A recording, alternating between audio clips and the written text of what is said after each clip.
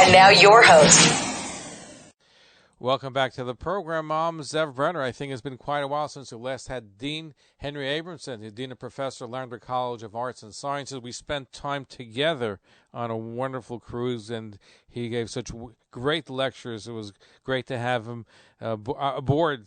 And today I came across an article in the Jewish Telegraphic Agency which caught my attention, where he talks about this deadly tragedy. The Yiddish performance is the reason it's illegal to yell fire in a crowded theater. Has political implications of what's happening today. So, Professor and Dean Henry Abramson, thank you for joining us again.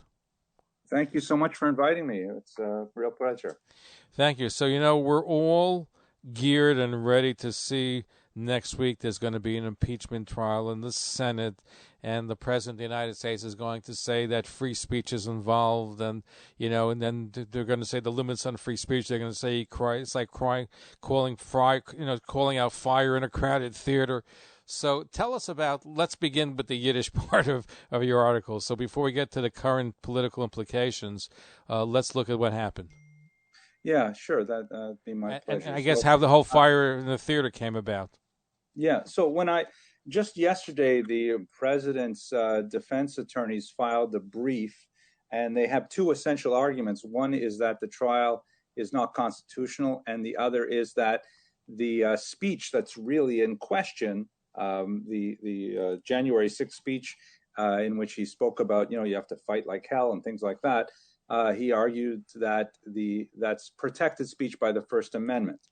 So when I read that, and I saw a lot of the political pundits writing about actually something that's fairly obvious, the United States Supreme Court made a landmark decision in 1919 called Schenck versus United States, in which a Supreme Court Justice, Oliver Wendell Holmes, placed a very clear and memorable limitation on freedom of speech, which is specifically that one may not falsely cry out fire in a theater.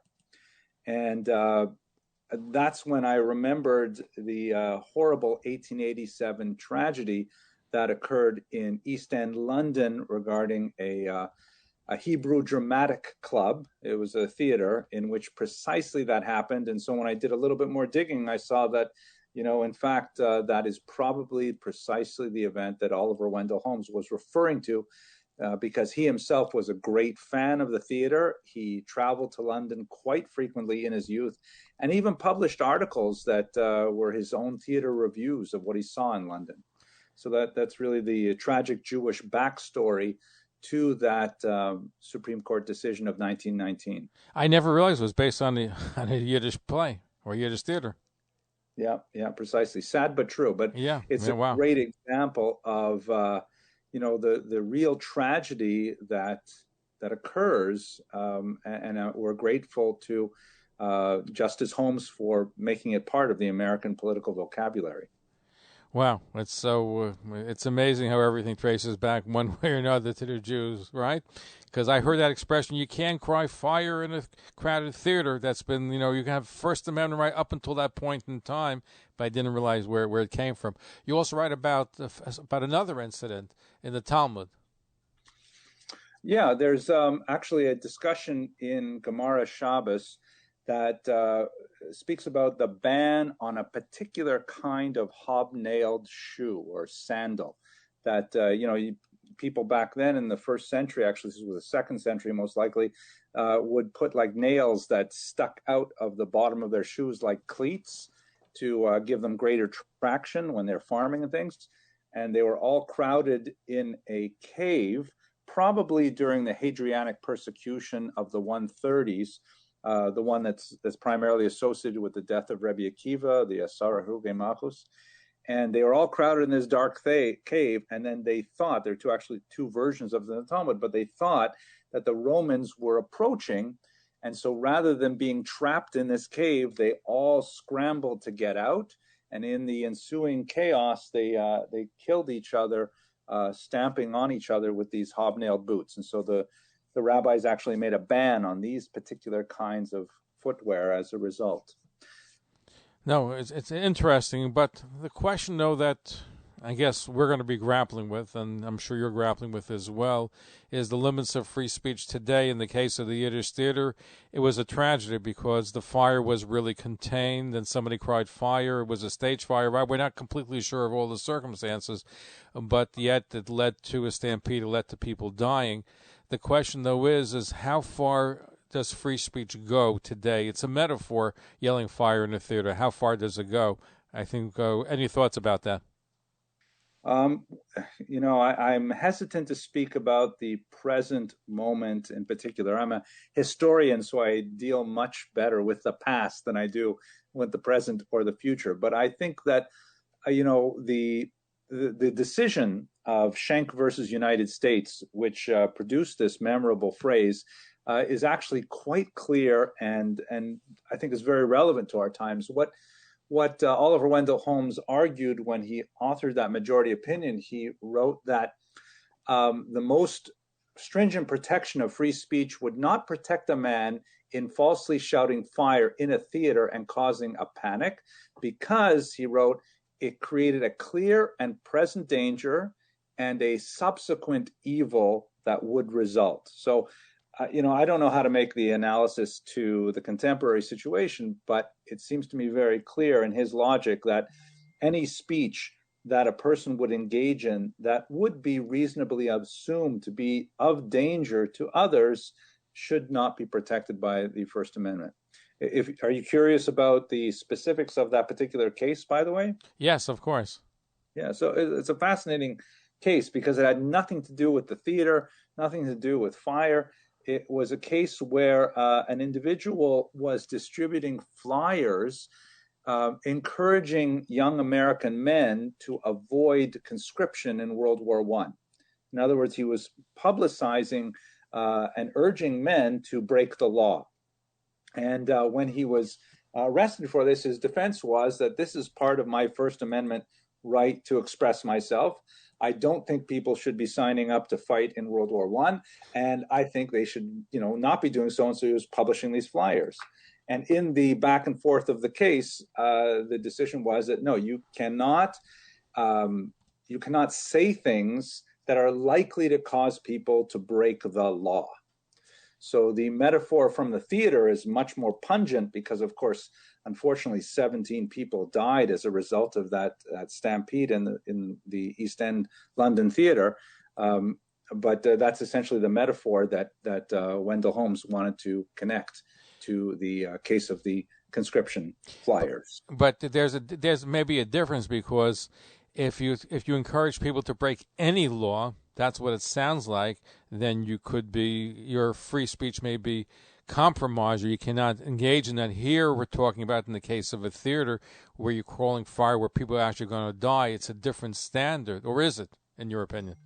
That's a good question. It's really more for a legal mind, again, than a historian, but it seems like a kal v'chomer that if we would say that it's illegal to publish and distribute some flyers because of the remote possibility that people might not sign up to fight in the war, and that would present risks to soldiers who were fighting because they didn't have sufficient numbers, how much more so can we see clearly how dangerous it is in the case of the crowded theater? But it's essentially the same argument, and you're right, it seems to boil down to counseling people to break the law. In other words, if that indeed is the case, then it can have much. And if it's going to be applied, from what you're saying, what you're saying is that it's a much greater situation. In other words, our freedom of speech is much more limited if we took the real implications of that case. Yeah, I would think so. Again, I'm not in comfortable territory here because I'd rather talk about 1887. No. But I'm saying, forget what's happening in Washington with the trial. If you're going to take what the actual court case evolves about, putting up a flyer which encourages people to break the law by not being conscripted into the army, and apply it if I tell somebody break the law and go through a red light. So if I say that I can be arrested for it based on that, I'm just looking from that perspective. It seems like a much greater restrictions on freedom of speech.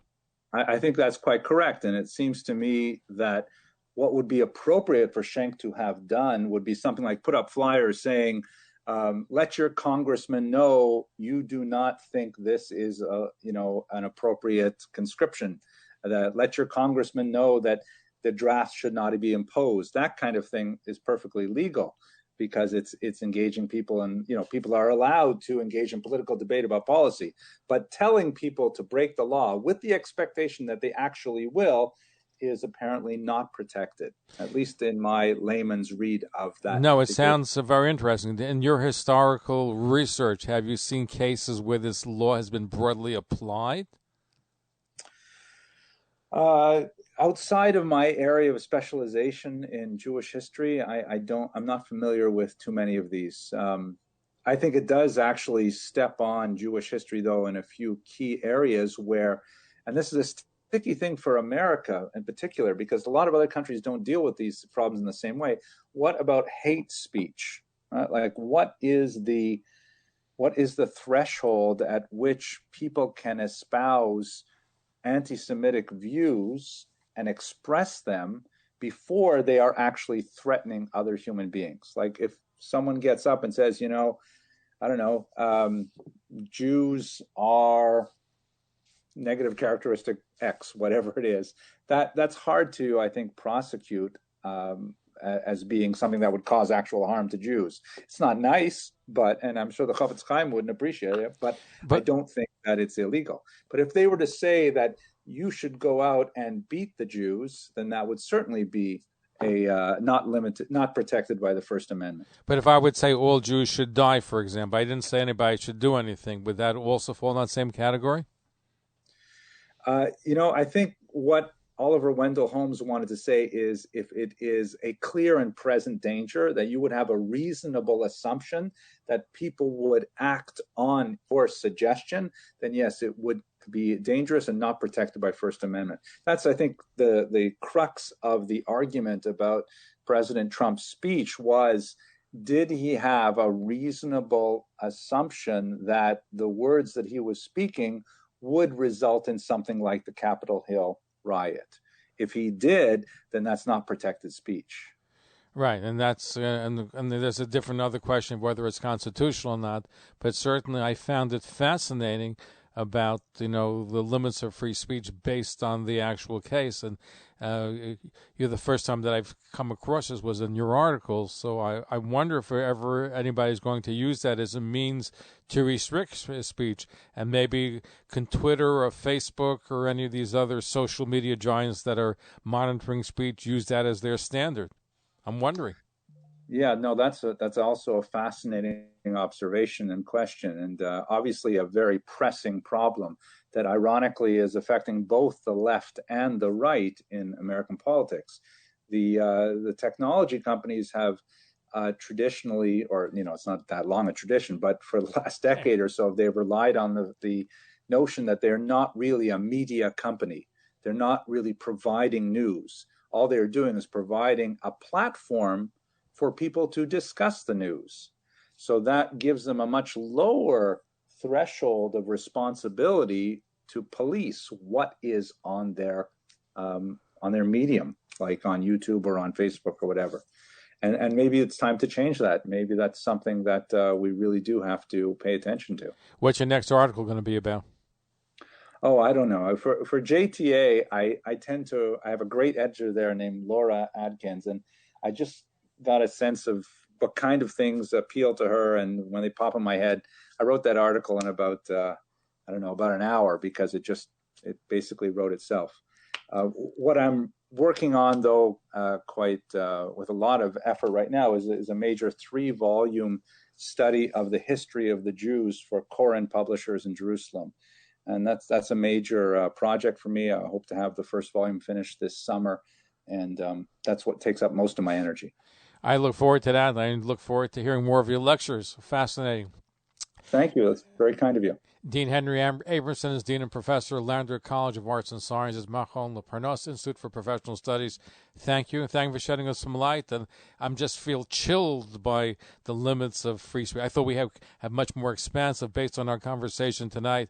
I see it's a lot more limited, and we're going to have to explore that. But there's certainly some interesting food for thought. Oh, my pleasure. I'm glad that you found it stimulating. Thank you. And we're going to be right back. Don't go away. Stay tuned. Thanks for listening. Follow us on Facebook, Twitter, and Instagram.